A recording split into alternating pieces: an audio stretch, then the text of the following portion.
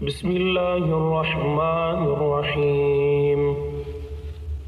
طه ما أنزلنا عليك القرآن لتشقى إلا تذكرة لمن يخشى تنزيلا ممن خلق الأرض والسماوات العلى الرحمن على العرش استوى له ما في السماوات وما في الأرض وما بينهما وما تحت الثرى وإن تجهر بالقول فإنه يعلم السر وأخفى الله لا إله إلا هو له الأسماء الحسنى. وهل أتاك حديث موسى إذ رأى نارا فقال لأهلهم كثوا إني آنست نارا لعلي آتيكم منها بقبس أو أجد على النار هدى فلما أتاها نودي يا موسى إني أنا ربك فاخلع نعليك إنك بالوادي المقدس طوى وأنا اخترتك فاستمع لما يوحى إنني أنا الله لا إله إلا أنا فاعبدني وأقم الصلاة لذكري إن الساعة آتية أكاد أخفيها لتجزى كل نفس بما تسعى فلا يصدنك عنها من لا يؤمن بها واتبع هواه فتردى وما تلك بيمينك يا موسى قال هي عصاي أتوكأ عليها وأهش بها على غنمي ولي فيها مآرب أخرى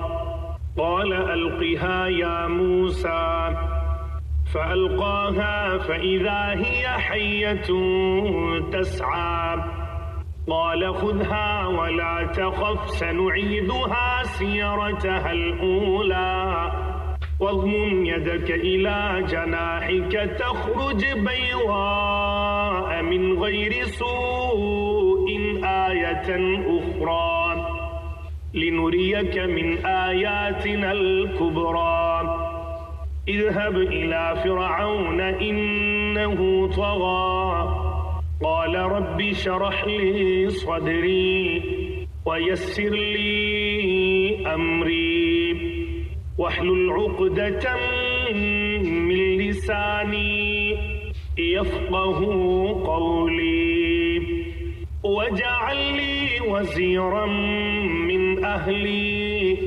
هارون أخي اشدد به أزري وأشركه في أمري كي نسبحك كثيرا ونذكرك كثيرا إنك كنت بنا بصيرا قال قد أوتيت سؤلك يا موسى ولقد مننا عليك مرة أخرى إذ أوحينا إلى أمك ما يوحى أن اقذفيه في التابوت فاقذفيه في اليم فليلقه اليم بالساحل يأخذه عدو لي وعدو له وألقيت عليك محبة مني ولتصنع على عيني إذ تمشي أختك فتقول هل أدلكم على من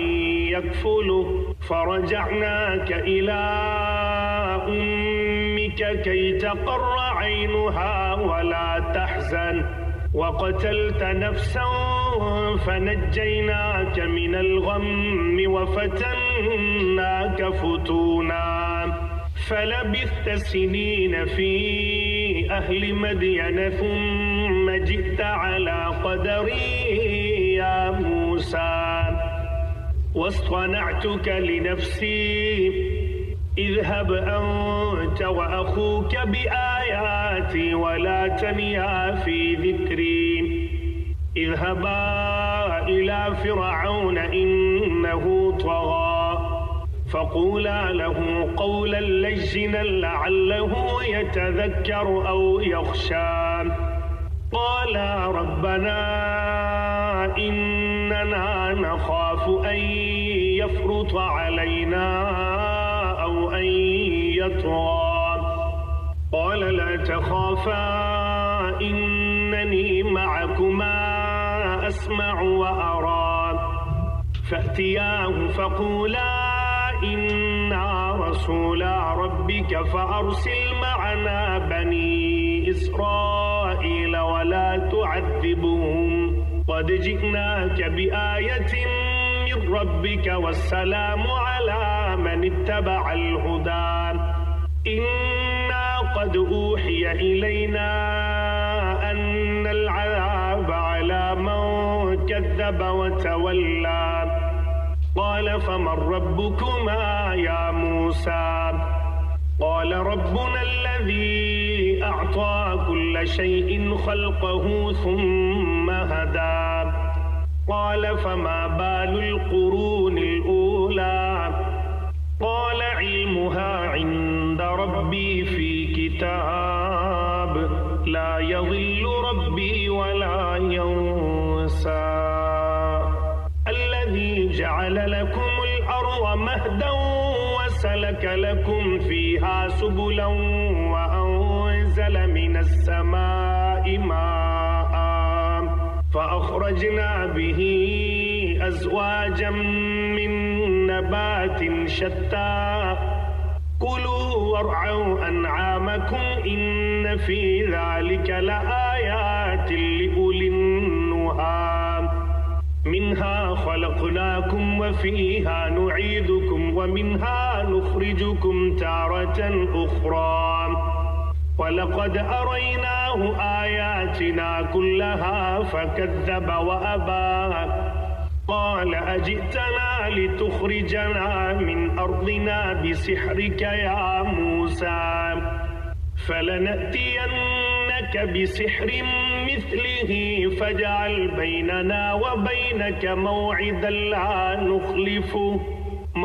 لا نخلفه نحن ولا أنت مكانا سوى قال موعدكم يوم الزينة وأن يحشر الناس ضحى فتولى فرعون فجمع كيده ثم أتى قال لهم موسى ويلكم لا تفتروا على الله كذبا فيسحتكم بعذاب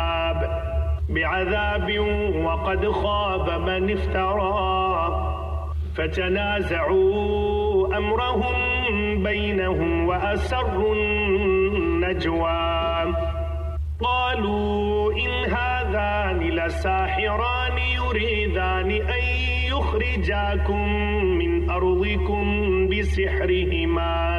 بسحرهما ويذهبا بطريقتكم المثلى فأجمعوا كيدكم ثم أتوا صفا فقد أفلح اليوم من استعلى قالوا يا موسى إما أن تلقي وإما أن نكون أول من ألقى قال بل ألقوا فإذا حبالهم وعصيهم يخيل إليه من سحرهم أنها تسعى فأوجس في نفسه خيفة موسى قلنا لا تخف إنك أنت الأعلى وألق ما في يمينك تلقف ما صنعوا إنما إنما صنعوا كيد ساحر ولا يفلح الساحر حيث أتى.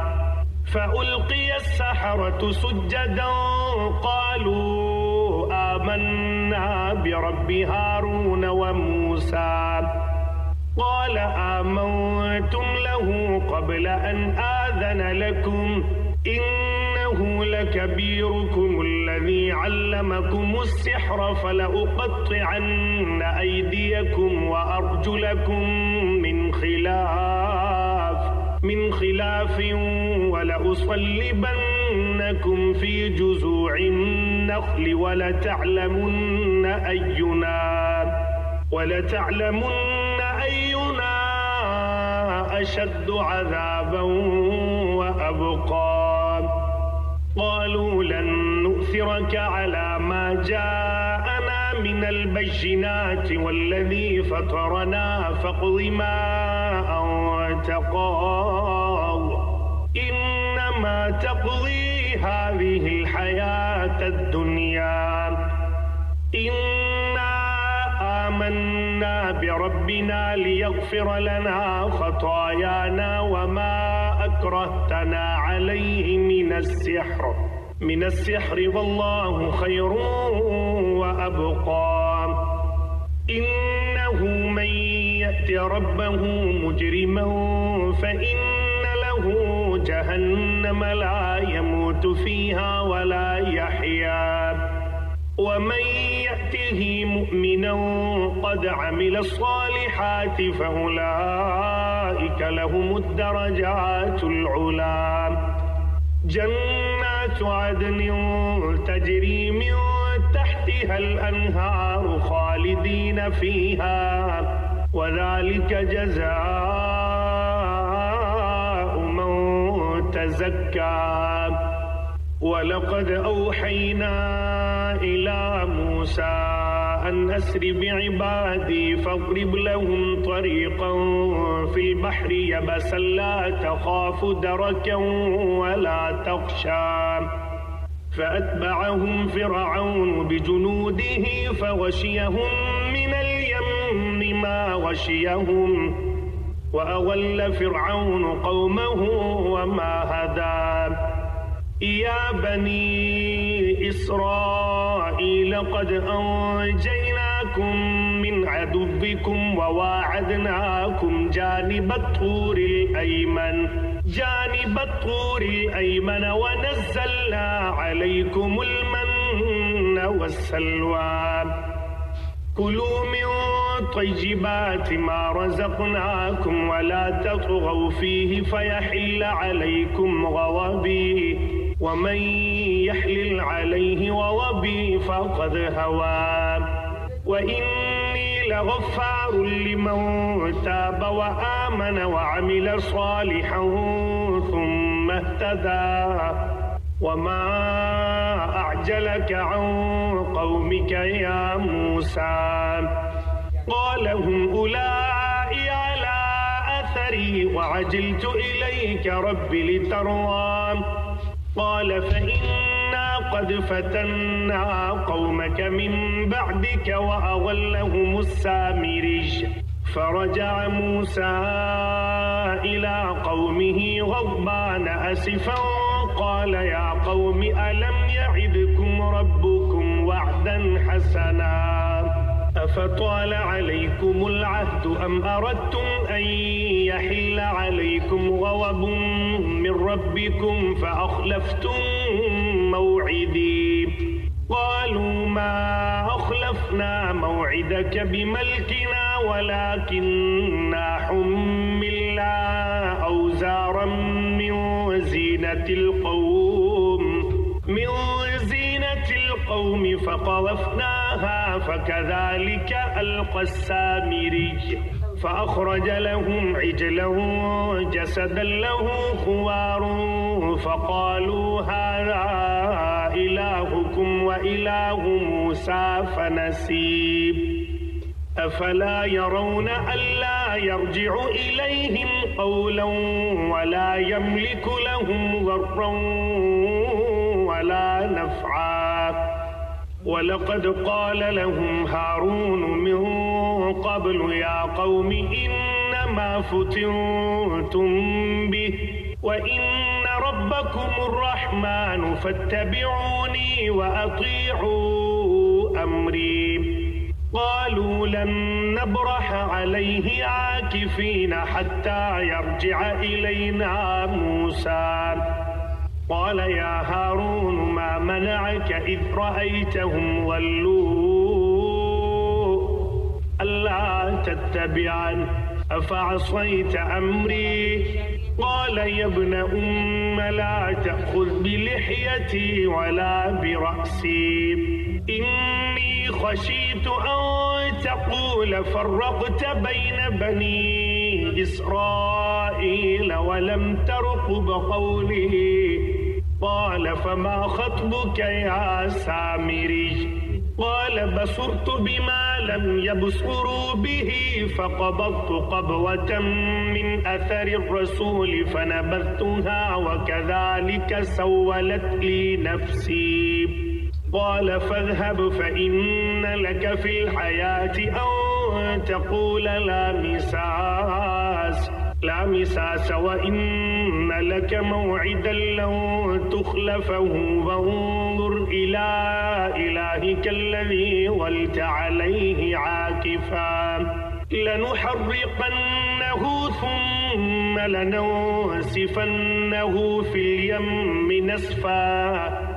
إنما إلهكم الله الذي لا إله إلا هو وسع كل شيء علما. كذلك نقص عليك من أنباء ما قد سبق وقد آتيناك من لدنا ذكرا. من أعرض عنه فإنه يحمل يوم القيامة وزرا خالدين فيه وساء لهم يوم القيامة حملا. يوم ينفخ في الصور ونحشر المجرمين يومئذ زرقا يتخافتون بينهم إن لبثتم إلا عشرا. نحن أعلم بما يقولون إذ يقول أمثلهم طريقة إن لبثتم إلا يوما. ويسألونك عن الجبال فقل ينسفها ربي نسفا فيذرها قاعا صفصفا لا ترى فيها عوجا ولا أمتا. يومئذ يتبعون الداعي لا عوج له وخشعت الأصوات للرحمن فلا تسمع إلا همسا. يومئذ لا تنفع الشفاعة إلا من أذن له الرحمن ورضي له قولا. يعلم ما بين أيديهم وما خلفهم ولا يحيطون به علما. وعنت الوجوه للحي القيوم وقد خاب من حمل ظلما. ومن يعمل من الصالحات وهو مؤمن فلا يخاف ظلما ولا هوما. وكذلك أنزلناه قرآنا عربيا وصرفنا فيه من الوعيد لعلهم يتقون أو يحدث لهم ذكرا. فتعالى الله الملك الحق ولا تعجل بالقرآن من قبل أن يقضى إليك وحيه وقل رب زدني علما. ولقد عهدنا إلى آدم من قبل فنسي ولم نجد له عزما. وإذ قلنا للملائكة اسجدوا لآدم فسجدوا إلا إبليس أبى. فقلنا يا آدم إن هذا عدو لك ولزوجك فلا يخرجنكما من الجنة فتشقى. إن لك ألا تجوع فيها ولا تعرى وأنك لا تظمأ فيها ولا تضحى. فوسوس إليه الشيطان قال يا آدم هل أدلك على شجرة الخلد وملك لا يبلى؟ فأكلا منها فبدت لهما سوآتهما وطفقا يخصفان عليهما من ورق الجنة وعصى آدم ربه فغوى ثم اجتباه ربه فتاب عليه وهدى.